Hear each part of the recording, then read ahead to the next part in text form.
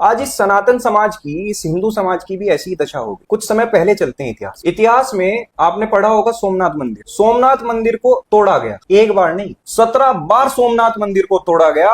हिंदुओं की शिक्षा पद्धति उनसे छीन ली जाती है, मैकाली की शिक्षा उन्हें पढ़ाई जाती है और हिंदू पढ़ रहा है। हिंदू इस सब को जानते हुए भी हिंदू भूल गए। हिंदुओं की भूमि छीन ली जाती है, हिंदुओं का घर उनसे छीन लिया जाता है मुर्शिदाबाद में, हिंदू भूल। अच्छा, एक बार विचार करते हैं, अगर भगत सिंह 23 साल की उम्र में फांसी के फंदे को चूमा देश के लिए, अगर वो आज जिंदा होते, छत्रपति संभाजी महाराज जिंदा होते, या वीर शिरोमणि महाराणा प्रताप या महाराणा सांगा जिंदा होते, या बप्पा रावल यहाँ होते, देश की स्थितियों को देख के क्या कहते? कलम वालों की कलमें बिक चुकी हैं, बंदूकें मर गई सारी की सारी, कितनी बेचैन भारती माँ करे तो क्या करे अभी बेचारे, कितनी ही रुचिकाएं लुट रही हैं, कितने ही पिट रहे हैं उनके भाई, कितना गिर चुका सिस्टम हमारा, ना इसको दया न शर्म है। जिनका काम घर की पहरेदारी है, जिनका काम घर की पहरेदारी, लूट उन्हीं ने है तब मचाई। नेता करते हैं बयानबाजी, खबर में रहने की रहती है चालसाई।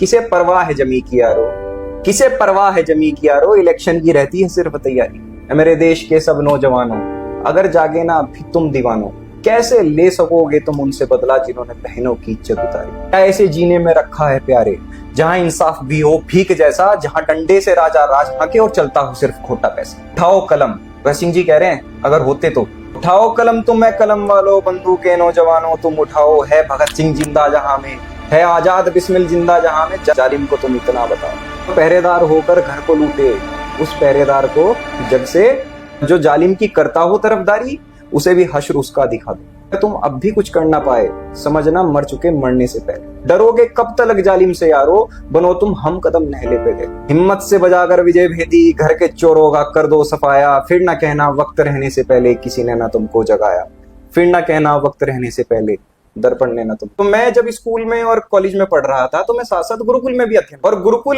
की जो शिक्षा पद्धति है, शिक्षा पद्धति तो वो है, बाकी जो आप पढ़ रहे हैं वो तो केवल नाम मात्र से। मैं ज्यादा नहीं कहना चाहता। बहुत बहुत स्वागत भैया कि आपने समय दिया।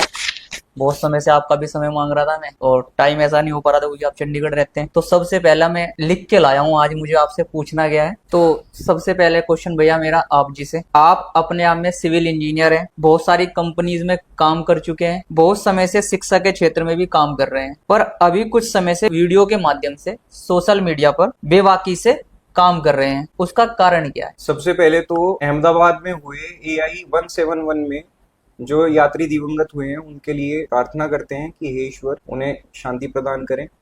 ओम शांति। अब आपका उत्तर, आपने एक मूवी देखी होगी गजनी। गजनी में कैरेक्टर है संजय सिंघानी, उसके सिर पे चोट लग जाती है, और सिर पे चोट लगने के बाद उसे एक बीमारी होती है शॉर्ट टर्म मेमोरी लॉस की। थोड़ी देर तक वो चीजें याद रखता है, थोड़ी देर के बाद वो भूल जाता है, उसे कुछ भी याद नहीं रहता। आज इस सनातन समाज की, इस हिंदू समाज की भी ऐसी ही दशा होगी। कुछ समय पहले चलते हैं इतिहास में आपने पढ़ा होगा सोमनाथ मंदिर को तोड़ा गया। एक बार नहीं, 17 बार सोमनाथ मंदिर को तोड़ा गया, और हिंदू भूल गया, हिंदू को याद नहीं। विश्वनाथ मंदिर, काशी विश्वनाथ मंदिर तोड़ा गया, आज भी वहां पे उसके गुलामी के चिन्ह वहां पर झुके तू हैं। मेरे योगेश्वर श्री कृष्णचंद्र महाराज की भूमि, कृष्ण जन्मभूमि, हिंदुओं की वीरांगनाएं जोहर करती हैं, उनके जोहर को हिंदू भूल। वीर शिरोमणि महाराणा प्रताप के बलिदान को हिंदू भूल। हिंदू क्या नहीं भूला? हिंदू लव जिहाद आज दिन रात लड़कियों के साथ हो रहा है, हिंदुओं की लड़कियां फ्रिज में मिलती हैं। ये घटनाएं देख के भी इन घटनाओं को थोड़ी देर याद रखता है, हिंदू भूल गया। हिंदुओं की शिक्षा पद्धति उनसे छीन ली जाती है, मैकाली की शिक्षा उन्हें पढ़ाई जाती है, और हिंदू पढ़ रहा है। हिंदू इस सब को जानते हुए भी हिंदू भूल गए। हिंदुओं की भूमि छीन ली जाती है, हिंदुओं का घर उनसे छीन लिया जाता है मुर्शिदाबाद में, हिंदू भूल गए। मोपला विद्रोह हुआ था एक, आपने पढ़ा होगा, बाबा साहब भीमराव अंबेडकर की पुस्तक है पाकिस्तान, उसमें मोपला विद्रोह के बारे में लिखा है। हिंदुओं की नृशंस हत्या हुई थी उसमें। शोक की बात है, धिक्कार की बात। अच्छा, इतने सब में क्या एक युवा का कर्तव्य नहीं है कि वो जगाने का काम करे, जागृति का काम करे? चाणक्य कहते हैं, जो समाज अपने मूल्यों की और अपने राष्ट्र की रक्षा, अपनी संस्कृति की रक्षा नहीं कर सकता, वो राष्ट्र मर जाता, और उसे मर जाना ही चाहिए। तो अपनी मूल्यों की रक्षा करना गलत है, अपनी संस्कृति की रक्षा करना गलत है। इसी भाव के साथ कि कोई तो हो, कोई तो जगाए इस हिंदू समाज को, इस भूले भटके हिंदू समाज को। अब वो संजय सिंघानिया का, जिसका मैंने आपको उदाहरण दिया, उसने लिख रखे हैं अपनी बॉडी पे, जो उसे बदला लेना है ना, जिससे उसने लिख रखा है कि मेरे साथ ये हुआ था, मुझे प्रतिशोध लेना है। उसे जब याद आता है वो भागता है, वो कुछ भी करता है, एकदम गुस्से से लाल हो जाता है, और वो प्रतिशोध लेने की भावना के साथ उठता है। पर हिंदुओं के साथ इतना सारा कुछ हो गया, हिंदुओं के नेता, बड़े बड़े नेताओं, नाम नहीं लेता, उनके लिए फतवे जारी होते हैं मारने के, हिंदू भूल जाता है। इन सारी घटनाओं को याद दिलाने के लिए कोई तो व्यक्ति हो, कोई तो जगह है। ये नहीं कहता कि मैं पूरे हिंदू समाज को जगा सकता हूं, पर मैं प्रयास कर रहा हूं। मेरे आचार्य ने एक मुझे घटना सुनाई थी, एक कहानी सुनाई थी, उस कहानी को मैं आपके साथ साझा करता हूं। एक चिड़िया होती है, एक जंगल में भीषण आग लगती है और उस चिड़िया का घर उसी जंगल में था। जब आग लगती है तो सारे जानवर भाग जाते हैं, सारे पशु भाग जाते हैं। वो चिड़िया नहीं भागती। वो चिड़िया क्या करती है, सरोवर से थोड़ा सा जल चोंच में भरती है और ला करके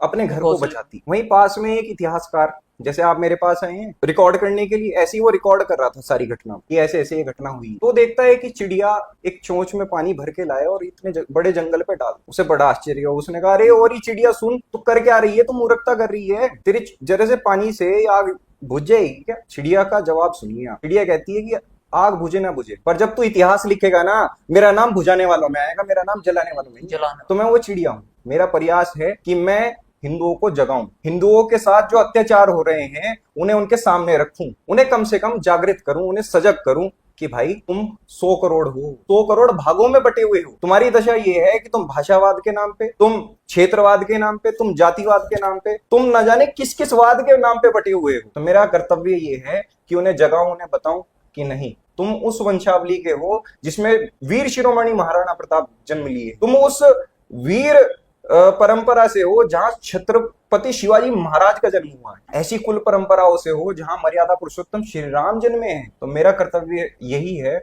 और गीता जी में भी कहा है, कर्मण्येवाधिकारस्ते मा फलेषु कदाचन। मैं अपना कर्म कर रहा हूं, जागृति मेरा कर्म है, जागृति का प्रयास है। मेरी शिक्षा अगर समाज के काम नहीं आएगी तो मेरी शिक्षा पे धिक्कार है। अपने कर्तव्य को समझते हुए समाज में जागरूकता लाने का प्रयास कर रहा हूं। क्या आप अकेले इतने बड़े समाज को जागरूक कर सकते हैं? अभी मैंने एक आपको कहानी सुनाई चिड़िया वाली, मैं अकेला नहीं हूँ, मेरे जैसे सैकड़ों पागल हैं जो जागृति के लिए दिन रात मेहनत कर रहे हैं, पसीने के साथ लहू भी बहा, तो मैं अकेला तो नहीं हूँ। दूसरी बात ये भी है कि जब कोई समाज के लिए कार्य करता है ना, वो अकेला ही होता है। थोड़ा पीछे चलो फिर से इतिहास। नेताजी सुभाष चंद्र बोस का नाम सुना है? नेताजी सुभाष चंद्र बोस ने कहा था, तुम मुझे खून दो, मैं तुम्हें आजादी दूंगा। जैसे नेताजी सुभाष चंद्र बोस ने जो कहा था ना, उस नारे को कहा था, उस नारे के लिए उन्होंने अपने प्राण अर्पण कर दिए, उन्होंने अपना जीवन लगा दिया उस नारे के लिए। उन्होंने अगर खून मांगा तो आजादी भी दी। मैं उस कुल परंपरा से, मैं अकेला नहीं हूं। मेरे अगर कुल में जाओगे तो मैं पंडित गुरुदत्त विद्यार्थी का शिष्य हूं, स्वामी श्रद्धानंद जी से प्रेरित हूं। स्वामी श्रद्धानंद जी वो हैं जिन्होंने बंदूकों को अपनी छाती पे लगा लिया था और कहा था कि चला गोली, मैं उनमें से हूं। मैं अकेला नहीं हूं। हो सकता है समाज में कार्य करते हुए मैं अकेला दिखूं, पर मेरे साथ मेरी सनातन संस्कृति की धरोहर, और मैं उसी धरोहर के हिसाब से आपको बता रहा हूं कि सनातन संस्कृति के लिए जागृति मेरा, जैसे मेरा कर्तव्य है ऐसे आप सबका कर्तव्य। मैं एक विचार हूं, ये शरीर नहीं हूं, मैं विचार हूं, और विचार ऐसे फैलता है जैसे अग्नि। जब ये विचार फैलेगा समाज में जागृति आएगी 100%।